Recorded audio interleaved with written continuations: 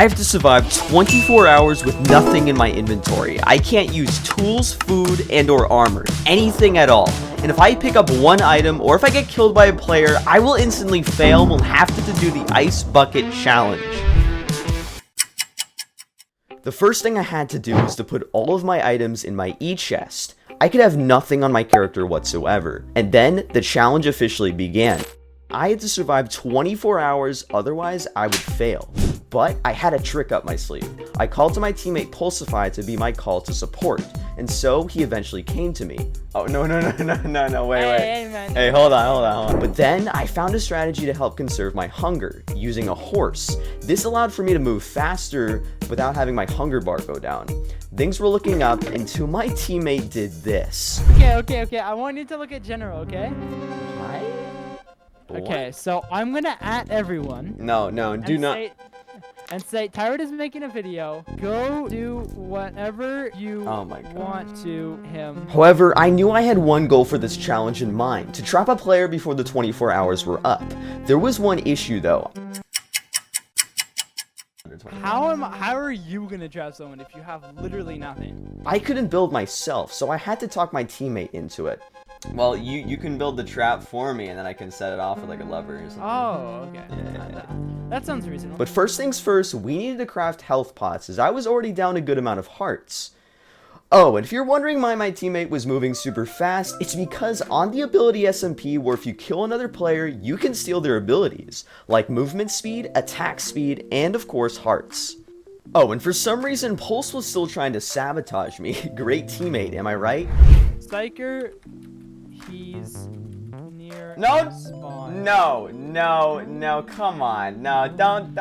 On top of that, Pulse made the rule that I would only have 30 minutes of a grace period. So we decided the best way for me to get more health would be to try to get to one of the server members' raid farm. But this would require me to travel through the nether, so the chances of me dying would increase exponentially. I don't know if this is... Oh, wait, but you might have to get off your horse. Okay. You have to get off your horse. Oh my goodness. Everyone's gonna log on. This is gonna be so bad for you. Let's all join the main one. My horse died. But then disaster struck. My horse somehow died when I went into the portal, so now I was forced to travel by foot. However, this was okay, as before I went into this challenge, I found a genius technique to save hunger. You see, in Minecraft speedrunning, there's a little known trick to stop your hunger from going down. All you have to do is sprint up to a mob or entity and punch it, and as long as you keep moving, you won't lose your hunger bar. And so, we continued through the nether, but then this happened.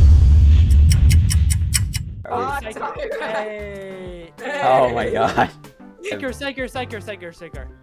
Here's the deal. I'll give you a totem. Here's the deal. There is no deal. My deal is such a Okay, how about a stack of instant harmony arrows? Oh. That's not that bad. Yeah, there you go. That's the deal. Luckily, Psyker took the deal. Even though Psyker said he would leave us alone, him and another player, Nicey, were following us close behind. But fortunately, I made it to the totem farm. This is when we realized the farm was dry and hasn't been used in a while. There was no instant health pots in sight. As you can imagine, this was a huge issue. We needed a way to get my health back if needed. And so, we decided to go to a person's base that was nearby, that used to be owned by a player known as Neon. We remember that he had leftover brewing stands, and we knew that this was the only way.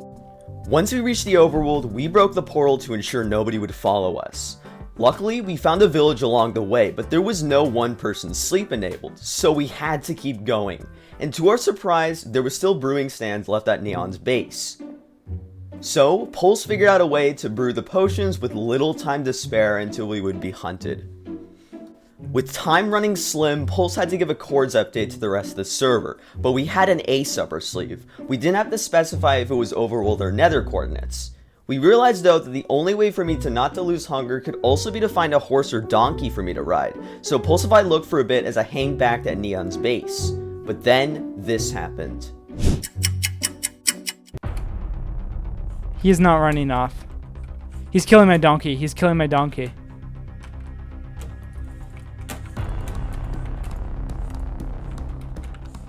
My teammate was in big trouble, but I could do nothing as I was basically dead meat if I came over to his rescue.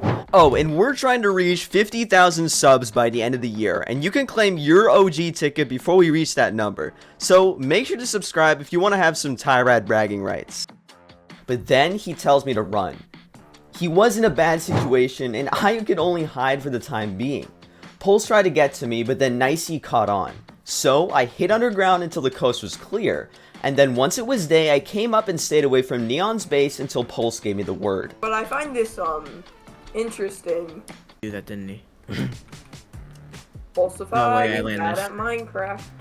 Because people were still around my teammate, Pulse came up with an idea to lure them away to spawn. He promised to give them a compass to help track me down, but of course, this was just a trick. And so I used this as an opportunity to come back to Neon's base. But then, Nicey found me.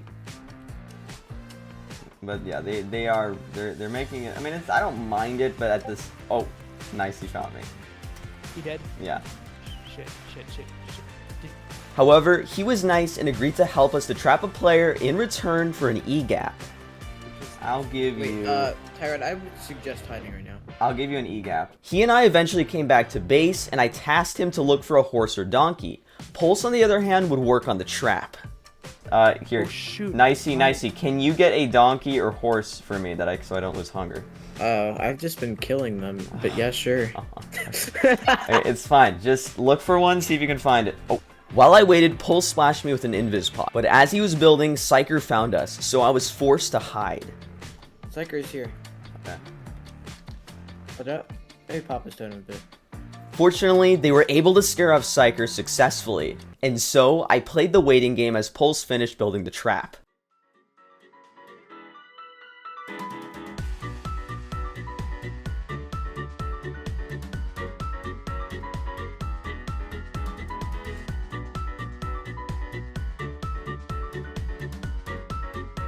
I'll explain exactly what it is briefly. Basically, I will pull a lever and the person standing on the stone with the pistons will fall to their death onto TNT and minecarts. Very simple, but very effective. And once it was done, we leaked our cords to the entire server. Cords are being released. Alright, let's see this thing. People started to show up fairly quickly, but then my invis ran out, so I had to shift for my gosh dang life. Wait, when? Like 5 seconds ago. Nicey. Yo, Ben, you won't shoot his horse. Yeah, wait. I will if I want guys. to. Guys.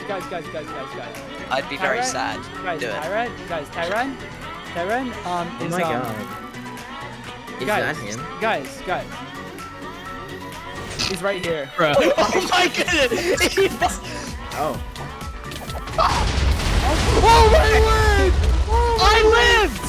How did you I'm live? alive! Wait, pulse. I don't know. No.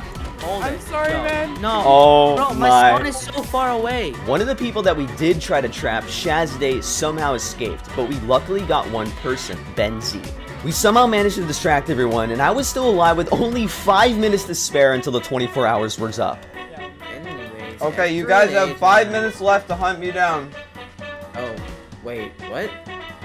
But then, Pulsify led me away. He told me to go on a pressure plate, which was really sus, but then I realized he was trying to kill me, my own teammate. It's not really a Tyrant, come here. Get in the hole. Tyrant, come here. Yeah, hold on, I'll be back, hold on. Run with me, Tyrant. Walk on this pressure plate. Just walk on it. Okay, if you trust me, man. If you trust me, okay? If you trust me, walk on this pressure plate. Okay, Tyrant.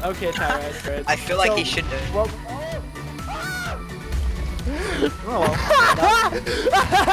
And then someone set off the explosion on accident, and I died right before the 24 hours were up. You've got to be kidding me.